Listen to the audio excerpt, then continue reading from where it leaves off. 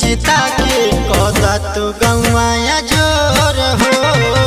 राजू भैया के अब की जिता के कदा तू गौया जोर हो। सुनाए चाचा सुनाए चाची सुना तू भैया मोर हो। राजू भैया के अब की जिता के कदा न गौया जोर हो। राजू भैया के अब की जिता के कदा न गौया जोर हो। श्री राम पलटू पुत्र राजू जी को विजयी बनाना है। श्री राम पलटू पुत्र राजू जी को विजयी बनाना है। आधी आए चाहे तूफान राजू भैया को ही प्रधान बनाना है। राजू भैया जिंदाबाद जिंदाबाद जिंदाबाद। राजू भैया जिंदाबाद जिंदाबाद जिंदाबाद। रहेला दिन चाहे रहेला रात हो सब ही गरीबवन के बुझेले बात हो।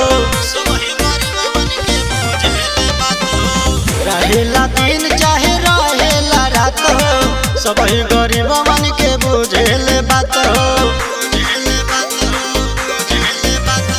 हाथ जोड़ के विनती करीले जन पराबी भोर हो। राजू भैया के अब की जिता के कदा न गौया जोर हो। राजू भैया के अब की जिता के कदा न गौया जोर हो। सुनाए चाचा सुनाए चाची सुना तू भैया मोर हो। राजू भैया के अब की जिता के कदा न गौया जोर हो। राजू भैया के अब की जिता के कदा न गौया जोर हो। आए हैं लड़ने तो पहचान बनाकर जाएंगे। आए हैं लड़ने तो पहचान बनाकर जाएंगे। जीतने के बाद कुछ काम करके दिखाएंगे। हमारा प्रधान कैसा हो राजू भैया जैसा हो। हमारा प्रधान कैसा हो राजू भैया जैसा हो। विकसित हो गौआ हमारो राही खुशहाल हो। सजिया सवेरे पूछत रही है सबकर हाल चाल हो। सबकर हाल चाल हो। केहू के कुछ हो जाई तो लगाती है अपन जोर हो। राजू भैया के अब की जिता के कदा न गौया जोर हो। राजू भैया के अब की जिता के कदा न गौया जोर हो। सुनाए चाचा सुनाए चाची सुना तू भैया मोर हो। राजू भैया के अब की जिता के कदा न गौया जोर हो।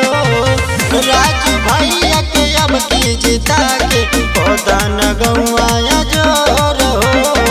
जिंदगी जीना ही पहचान नहीं होता। जिंदगी जीना ही पहचान नहीं होता। प्रधानी लड़ना भी इतना आसान नहीं होता। मोहर लगा के आना है राजू भैया जिताना है। मोहर लगा के आना है राजू भैया जिताना है। सरकारी लाभ यदि गौआ में आई है बारी बारी सबके दिए है।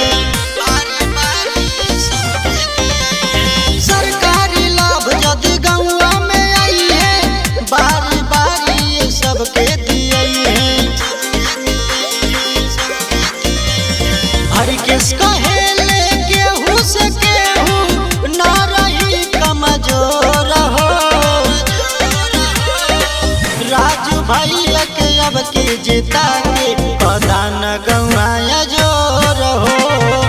राजू भैया के अब की जिता के कदा न